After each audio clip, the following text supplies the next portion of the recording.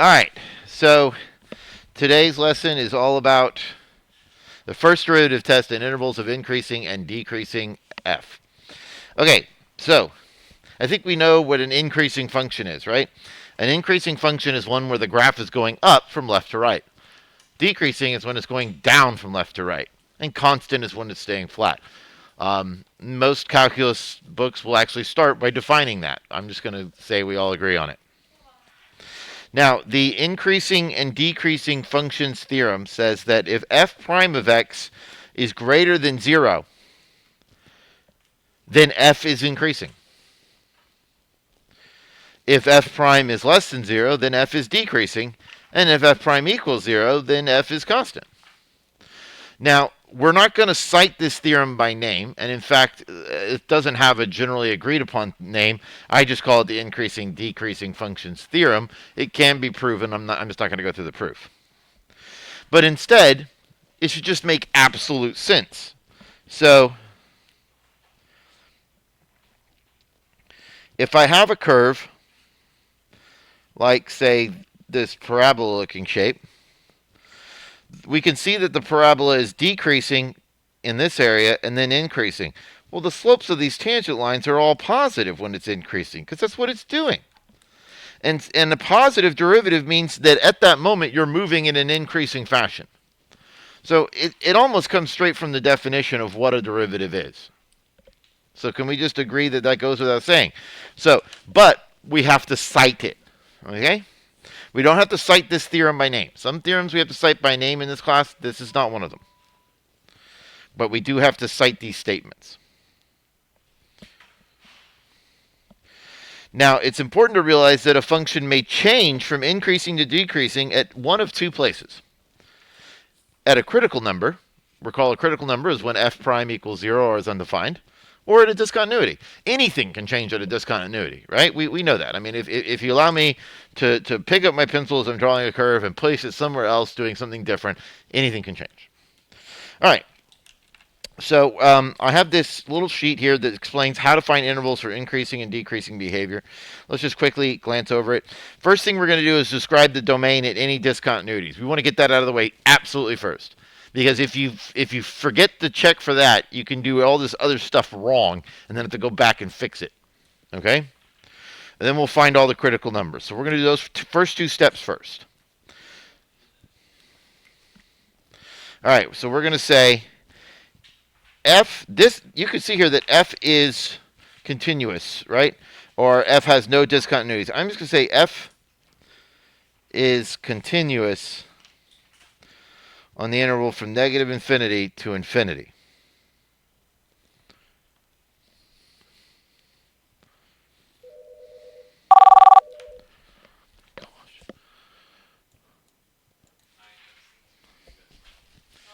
All right, so f is clearly continuous everywhere because there's no dividing by x, which we call dividing by 0. There's no square rooting or logging or anything like that, so we're good. And the second step in our little checklist is to find the critical numbers, because those are the places where f could change from increasing to decreasing. They're critical, if you will. So we find the derivative.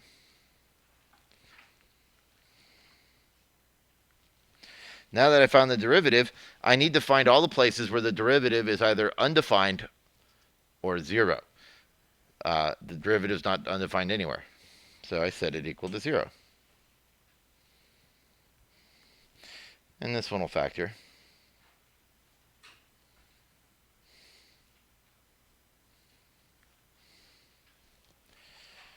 And we can see that we have x equals 3 and x equals negative 1 as critical numbers. All right, now here's what we're going to do. We're going to draw a number line. And we're going to place all our critical numbers on the number line.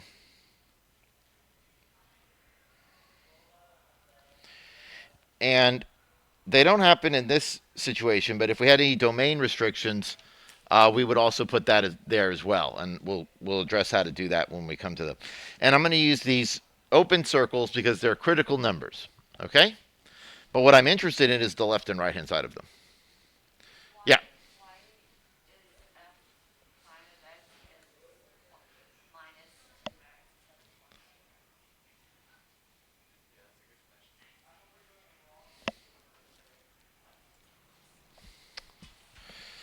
Okay, so here's the rest of the first problem.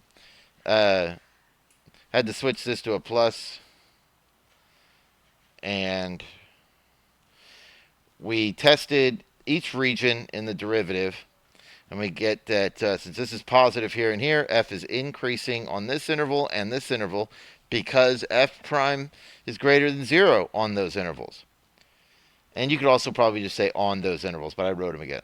F is decreasing in the middle in this interval because f prime is less than 0 on that. And these are the only way you can say a function is increasing or decreasing, if f prime is positive or negative. All right. On letter B, f has a discontinuity at x equals 0 because we cannot divide by 0. And that is going to be extremely important that we consider it. That is not a critical number, but it is also very critical to us. So it's not a technical critical number because f's not defined there, but it's an important value. All right, we need to find the critical numbers next. So find f prime of x. And so derivative of x is 1. This is 4 over x squared, so this is really 4x to the negative 2, which makes this a negative 8 over x to the third. Because when you rewrite this as 4x to the negative 2, you bring down the negative 2, getting negative 8, and then the negative 2 becomes the negative 3. Now, we need to find critical numbers. Critical numbers are numbers where f prime equals 0 or where f prime is undefined. Yes, f prime is clearly undefined at x equals 0, but so is the original function, so that's not actually a critical number. So I'll set this function equal to 0 and solve.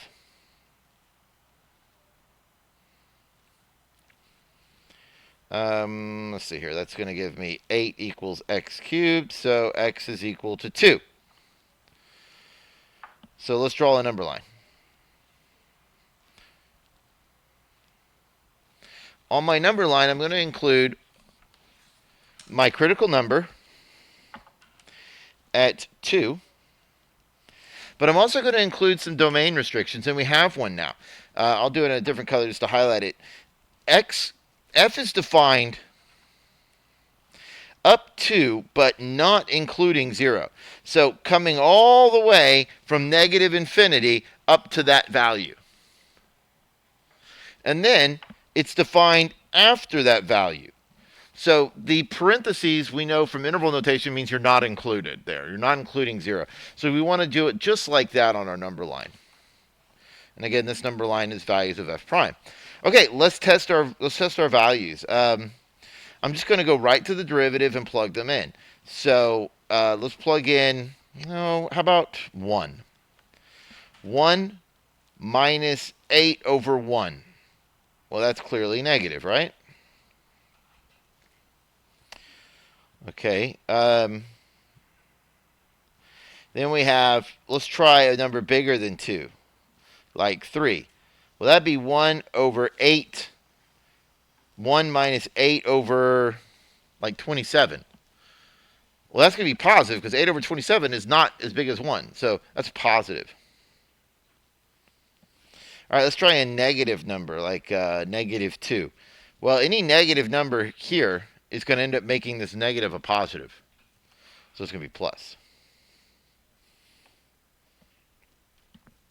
So f is increasing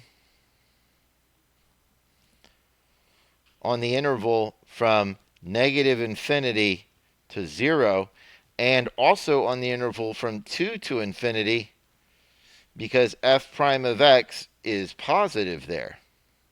Okay?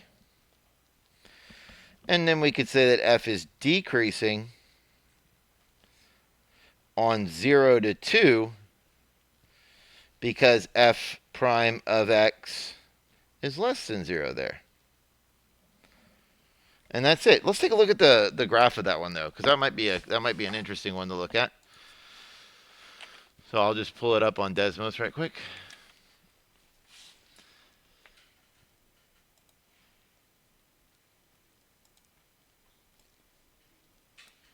Okay. So our equation was x plus 4 over x squared.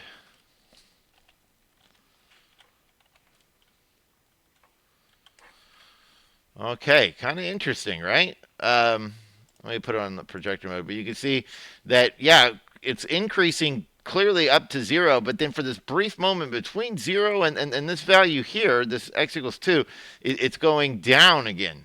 So increasing basically everywhere except for this brief little area here, just like we showed. All right, time for you to do a practice problem. Okay, let's see how this went.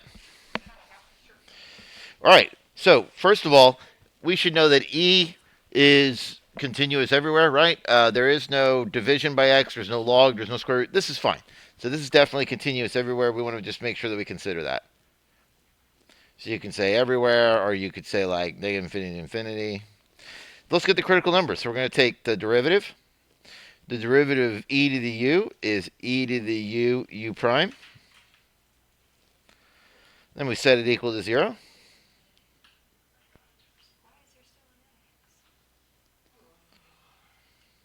So derivative of e to the u is e to the u, and then you take the derivative of u to get u prime.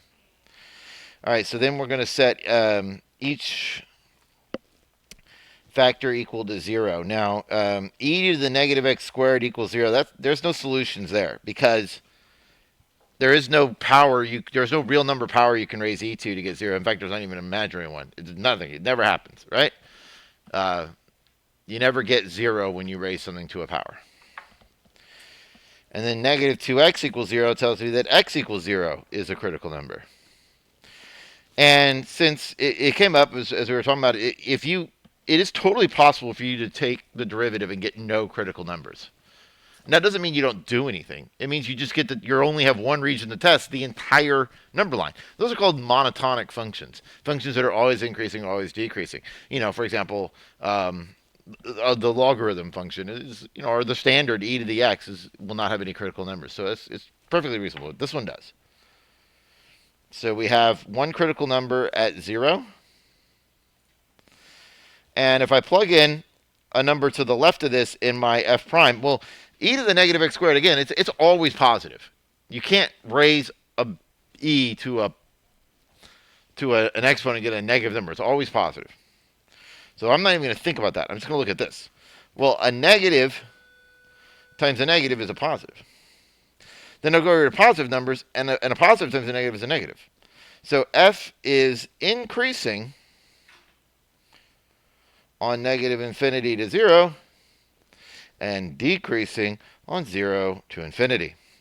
And I do want to share this graph with you. It's not the true one because I chose more friendly numbers, but those of you that have taken statistics might recognize this shape. And I multiplied it by 4 to make it more visible. It wouldn't normally. What is that bad boy? That, my friends, is the normal curve. Yeah, so there you have it. Okay, next we're going to do letter B.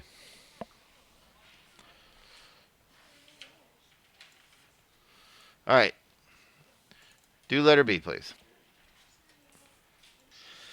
All right, let's go over this one.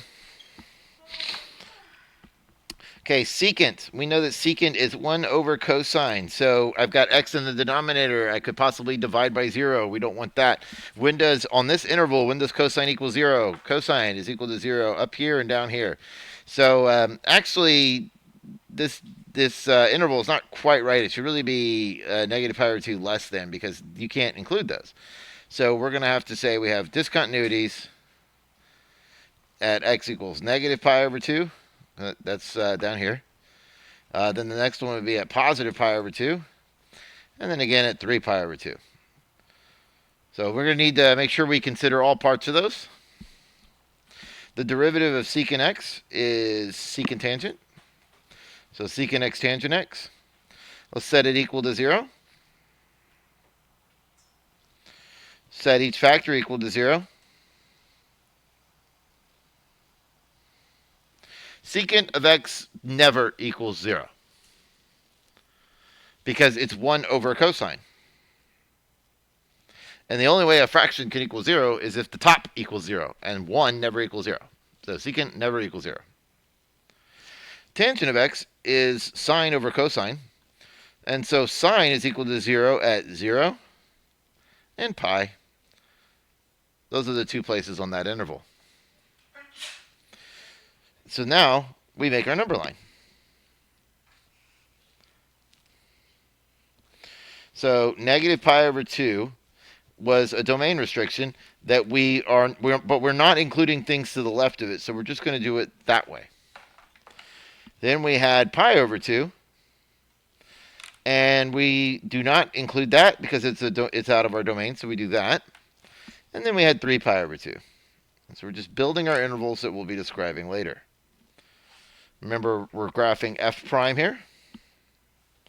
We did find out that f prime is 0 at 0 and 0 at pi. Now, when you're dealing with trig, it's not so easy to just pick a random number in between things. So instead, you just want to think about intervals being quadrants. So think about testing quadrants of the unit circle. And also, I'm going to give you a little tip. When dealing with polynomials, exponentials, all that stuff, you really be careful because it doesn't always go plus, minus, plus, minus, plus, minus, right? Sometimes it goes plus, minus, minus, plus, or something like that. When it comes to trig, I'm sure you can find a function where it doesn't do this, but it pretty much always goes alternating signs because of the very wave nature of the trig. Okay?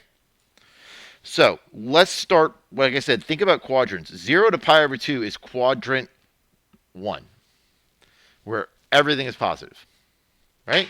Sine, cosine, tangent. So secant and tangent are both positive there. Okay? And then we're going to go through the work. We'll talk about it. But again, we're expecting to have minus here, minus there, and a plus there. So let's go ahead and look at this. This here, pi over 2 to pi, is quadrant 2. In quadrant 2, cosine is negative, and so is tangent.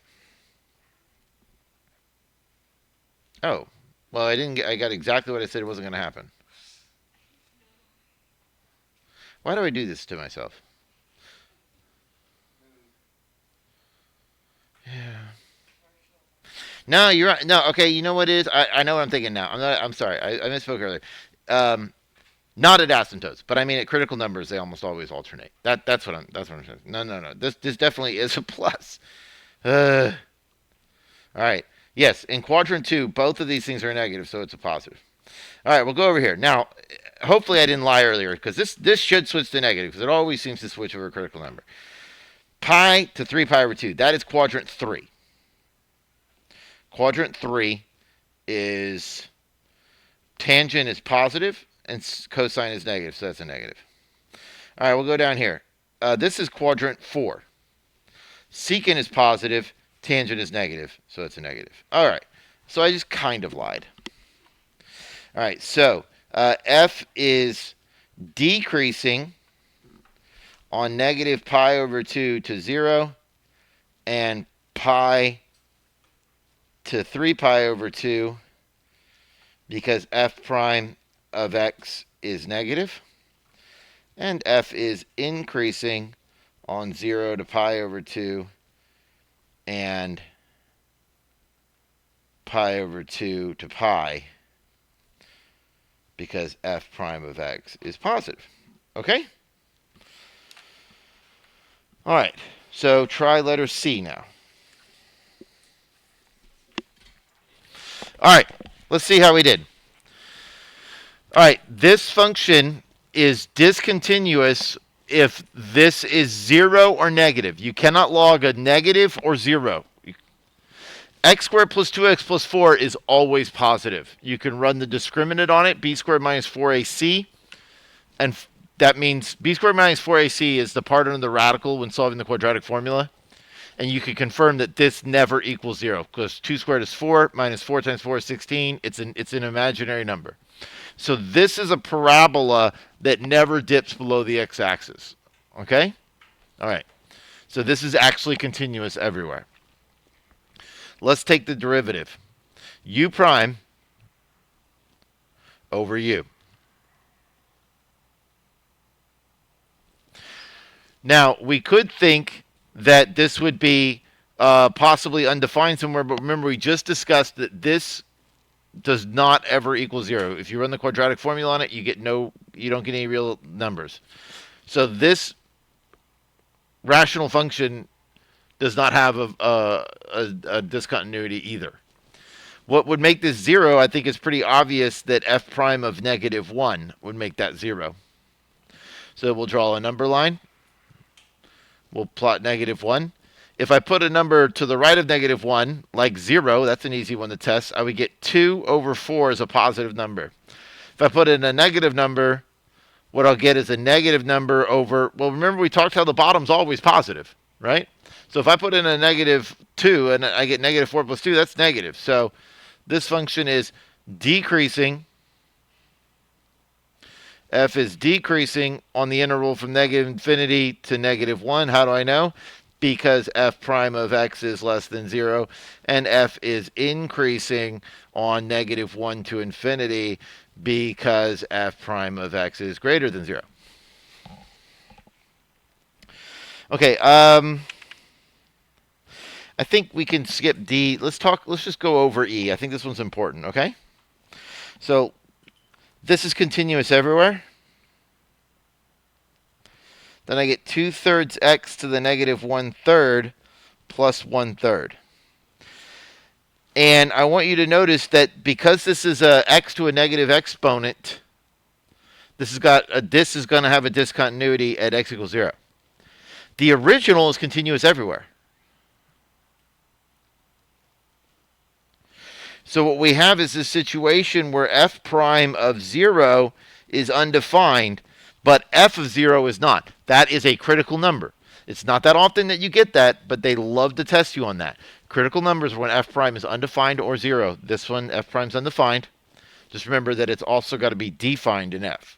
All right, let's solve this equal to 0 to see if there's another critical number. I'm going to multiply both sides by 3. And let's see, I get a -1/2 is equal to x to the -1/3. So I'm going to reciprocate both sides, and I get a -2 is equal to x to the +1/3. It's kind of a cute little thing I can do there, right? Because that's x to the -1/3, so if I flip both sides. And I'll raise both sides to the 3rd power. So I get x is equal to -8. There's other things I could have done there. You could have, maybe you prefer to think of this as -1/2 is equal to 1 over x to the 1/3, and then you could use, your cross product, -x to the 1/3 equals. But the key thing to realize is to cancel out the 1/3, you got to cube both sides. So let's draw our number line. We have -8 as a critical number. We have 0 as a critical number. All right, if I plug in a number like positive number, big positive number, that's clearly all positive, right? A positive, the cube, remember, a negative exponent doesn't make something negative, right? Okay. So, positive. If I plug in a number like -1, then I would get 2/3 times the -1 plus 1/3. Well, that's negative. Then over here, if I plug in a number that's bigger than that, what's going to happen? Ooh.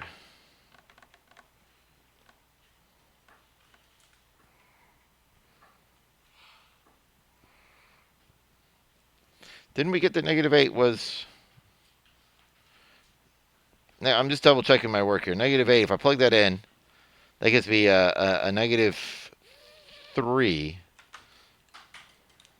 No, a -2. Yeah, okay, that works. All right. Oh, that's right, because it's negative. So if I put in like -10 or -27, I'm going to get 1/3, a -1/3. That's going to make that smaller. So that'll become positive again. So a little tricky to test that one.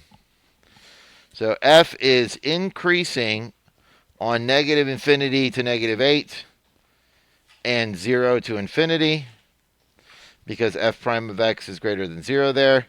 And f is decreasing on -8 to 0 because f prime of x is negative there. All right. So that's enough of that. Let's go on to the first derivative test. The first derivative test is a theorem, actually. And it's a theorem you have to cite by name. So we're going to add that to our list of theorems that a calculus student must know by name. Must know the IVT, the EVT, the MVT, Rolle's, first derivative test. And the Canitz test. That's right. Thank you. And the Canitz test. Forgot about that. All right. The first derivative test is a CODO, actually. It's a what I call CODO accept. And this is actually fairly common. We're not going to see too many in this class, but this is fairly common going on in math. This is what I call CODO accept, where you'll say something like, it has to be continuous and differentiable on an open interval, except possibly at itself.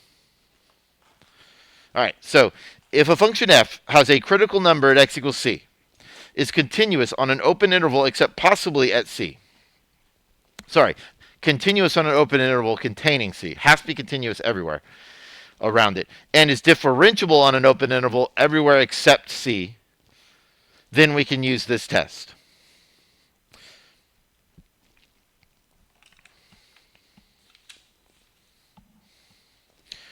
So you have to achieve 1, 2, and 3 before you can make these conclusions. If it's a multiple choice question, which it often is, well, you just get the answer and you're thinking it, but you're not writing it down. So let's go over the first one. You'll see how this works. We're going to find relative maximums and minimums of f. There are only 2 ways on a free response question on the AP Calculus that you can possibly say that you found a relative max or a relative min. And that is to use the first derivative test or the second derivative test. And that's all they do.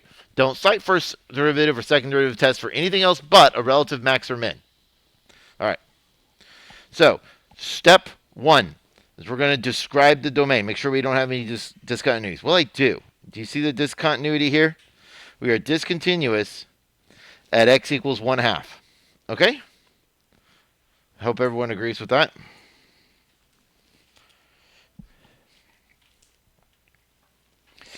All right, next, we're going to find the critical numbers of f. Basically, if you're following on this sheet, I'm just starting right here at 1. We're just going to go all the way down now. So we take the derivative. F prime of x is low d high minus high d low. Oops, d low is just 2. All over low, low. Now, we haven't had to simplify this much because we haven't been doing anything with it, but now we are. So we are going to have to simplify it. It makes the algebra better. This will be 4x squared minus 2x. And then this is a minus 2x squared all over 2x minus 1 squared. So if I simplify that one more time, I get 2x squared minus 2x over 2x minus 1 squared.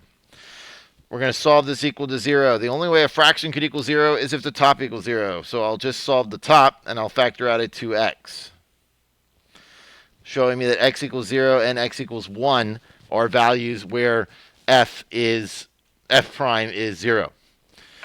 Let's draw our number line. Okay, so we have 0 as a critical number. 1/2 is a discontinuity. And 1 is a critical number. I'm going to use my simplified version to evaluate this.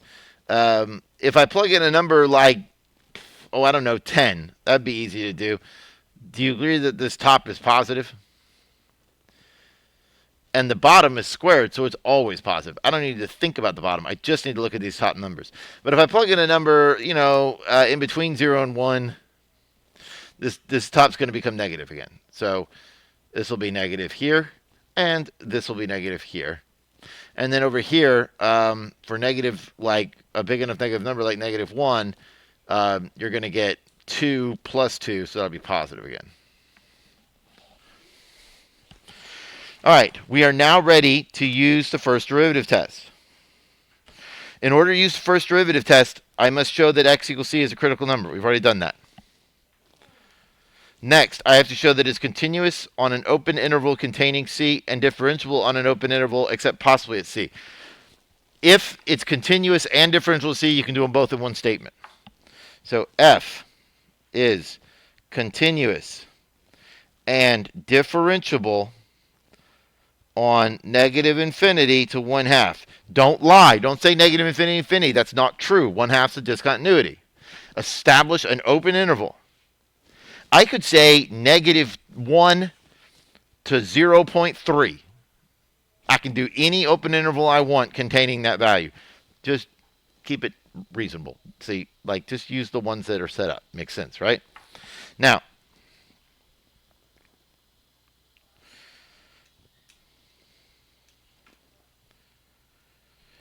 all right. By the first derivative test, because f prime changes from positive to negative at x equals 0. I'm trying to write small. I'm running out of space. F has a... What does that mean? Changing from positive to negative. This means the graph was going up. And then the graph started going down. Right? So wouldn't this be a maximum? Okay.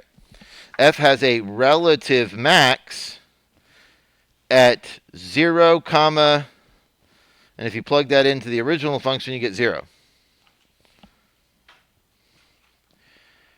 And because f prime changes from negative to positive at x equals 1,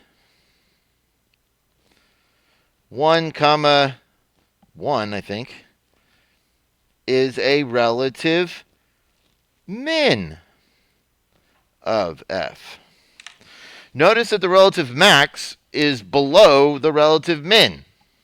It's kind of weird, but that's totally allowable. So our equation was f of x equals x squared over 2x minus 1. And you'll notice that, sure enough, this is the tallest point in a neighborhood, and this is the smallest point in a neighborhood. That happens across discontinuities. All right, let's do another example.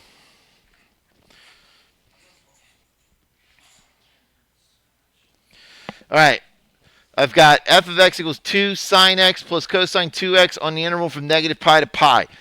This is continuous everywhere on that interval. Agreed?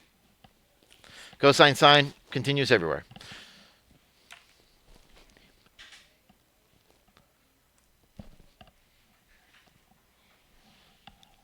All right. So I'll take the derivative. It's continuous everywhere. We'll find the critical numbers. F prime of x is equal to 2 cosine x minus sine 2x times 2. So I'll just put the 2 there because of the chain rule. Don't forget the chain. All right, let's solve.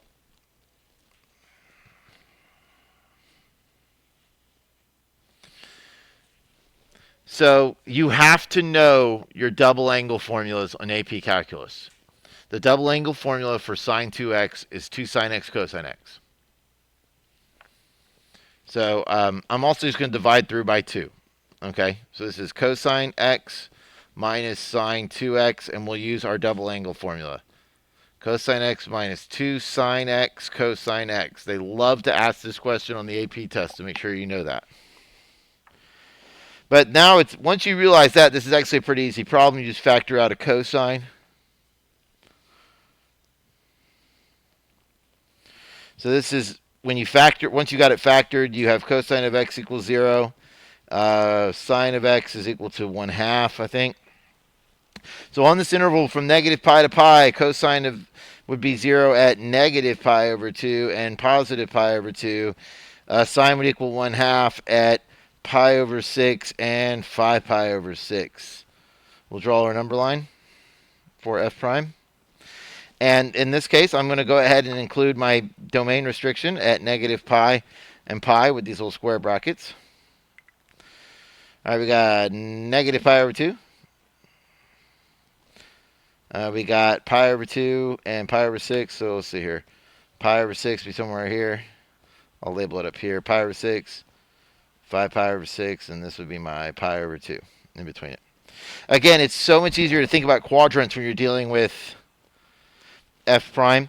So I'm going to my factored version here, probably, is what I would do. Well, I don't know. You could go up here, probably. You go to the original one, it's fine too. All right, let's talk about here from pi over 6 to pi over 2. So cosine is clearly positive there. Then we're going to do minus sine of twice it. Well, if I double this angle here, then I'm going to be in quadrant 2 where sine is still positive. So I'll be taking a small number minus a bigger number, so that should be a negative. Now, from negative pi over 2, that's quadrant 4. In quadrant 4, sine is negative, which would make this a positive. And cosine is positive. Let's see here. Negative pi. So this would be, this here is going to be positive. Then way over here, what's happening is cosine is negative over here, but sine is going to be positive because we're multiplying it by 2. So it's negative. And then this will be positive, and that'll be negative. So our intervals here is that f is increasing on negative pi over 2 to pi over 6 and pi over 2 to 5 pi over 6 because f prime of x is greater than 0. And f is decreasing on negative pi. Notice I'm not using a square bracket. I always use parentheses for intervals of increasing, decreasing. To negative pi over 2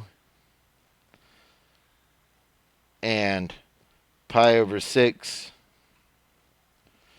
to pi over 2 and 5 pi over 6 to pi.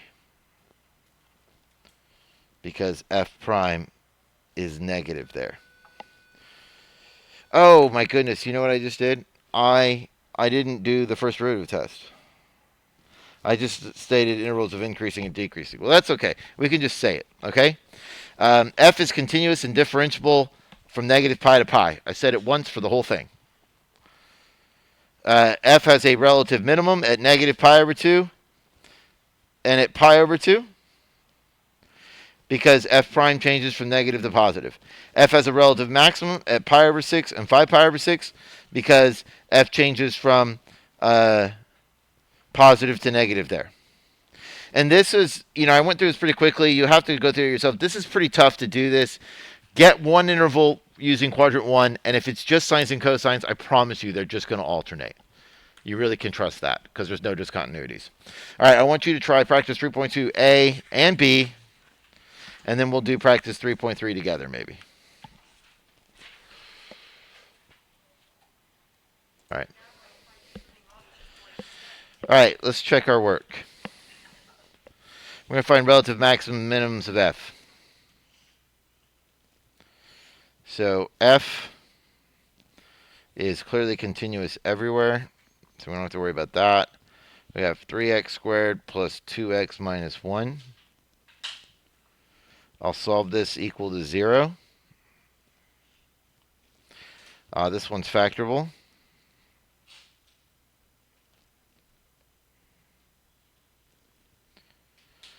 All right, so that's my f prime. I'm going to use that factored form for sure. So we could see that f prime of 1/3 is 0. F prime of negative 1 is 0. If you just solve those right quick, equal to 0. Plot a number line here. Got negative 1 and 1/3.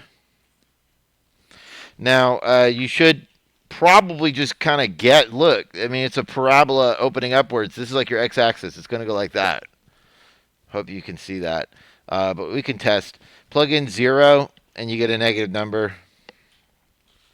You plug in like a really big number like 5. You plug in down here factor. That'd be 6 times 14. That's positive.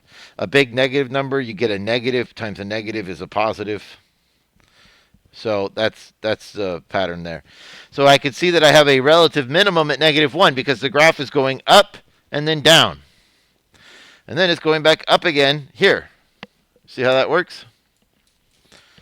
So we could say, well, let's see. We're going to use the first derivative test. We've already shown we have critical numbers. We have to establish a continuous and differentiable interval. So f is continuous and differentiable on the interval from -infinity to infinity. That covers all my critical numbers right there. Now, if I had one of those points where the derivative was not defined, then what I'd have to say is that f is continuous on this interval, and then I would say f is differentiable on this interval everywhere except that one point. Remember, you're allowed to be not differentiable at that one point. All right. Now that I've done that, I've got CO, DO, except I'm ready to move on. F has a relative max at -1, comma, let's see, -1. A lot of times they just ask for the x value, but if they say maximum, you got to get the x and the y. So -1 plus 1 is 0, plus 1 is 1, plus 2 is 3. Because f prime changes from positive to negative. F has a relative min at 1/3, comma, that would be a lot of math to do. Yeah. 4/27 minus 3/27, 4/27, negative.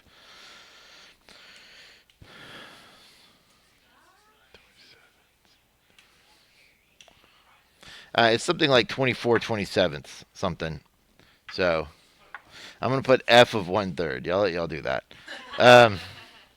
Has a relative min at that because f prime changes from negative to positive at x equals 1/3. Yeah, see, I should say f prime changes from positive to negative at x equals -1. But there's one thing I didn't do that I want you to catch. What did I not do over here? Yep. I want to say that somewhere. Okay? They're pretty lenient on that on the graphs. So when we get to the graphs, you'll see that I don't always say it. But we want to say it on these. All right. Let's do letter B together. The derivative of this is continuous everywhere, by the way. We know that the derivative of e to the u is e to the u prime. This never equals 0. So negative sine of x is equal to 0. So sine of x equals 0. Where does sine of x equal 0? It equals 0 at 0 and at pi. So in this case, it'll be at negative pi, at 0, and at pi. That's all those in that interval. So negative 3 pi over 2 looks like that. Positive 3 pi over 2 looks like that. I got negative pi, I got 0, and I got pi. And I got to test each one of these regions here. This is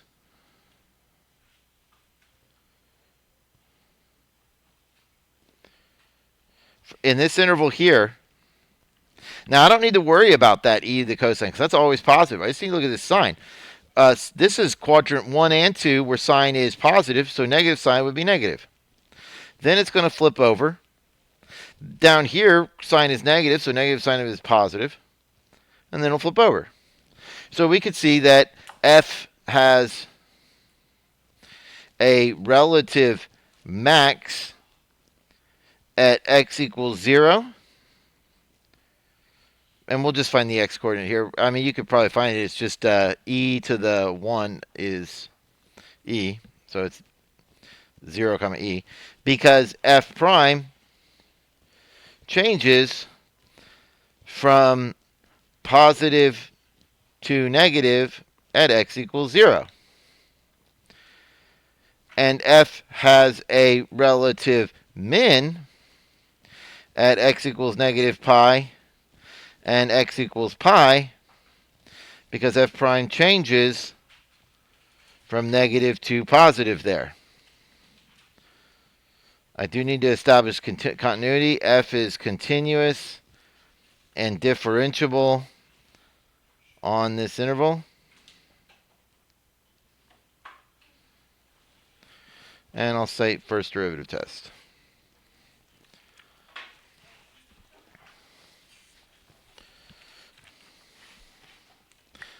All right, we're not done. We have one more problem to do.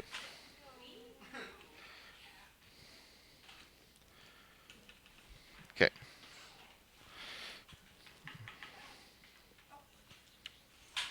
So this is a graph of f prime. This is a graph of f prime. The question is, if you don't want to write it, that's fine, but let's at least go through it. For negative 2 to 5, on what interval is f increasing? This is a graph of f prime.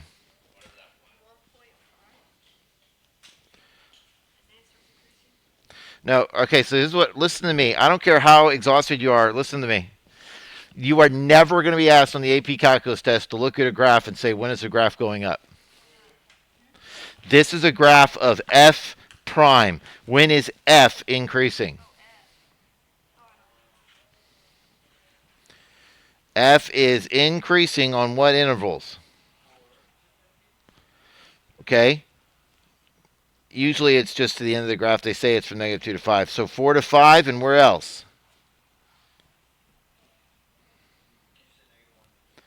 Negative 2 to negative 1. Why? Because f prime of x is greater than 0. That's what they're going to ask you. They're not going to ask you to look at a graph and say it's going up here. They might ask you in a calculus way. We'll see that later. But that's what they're asking. On what intervals is it decreasing? A function is decreasing when the f prime is less than 0, right?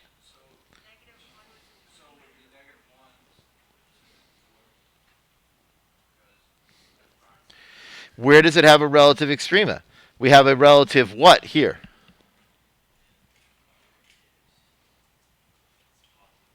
Positive to the negative. So x equals 1, negative 1 is a relative what? Max. Well, it locates it, right? We don't know the y-coordinate, though. X equals 4 locates a relative min. I'm going to ask you to do this a lot on the homework because you can do this quickly without having to do all that math. This is so important that you be able to read a graph of f prime or a table of f prime, okay?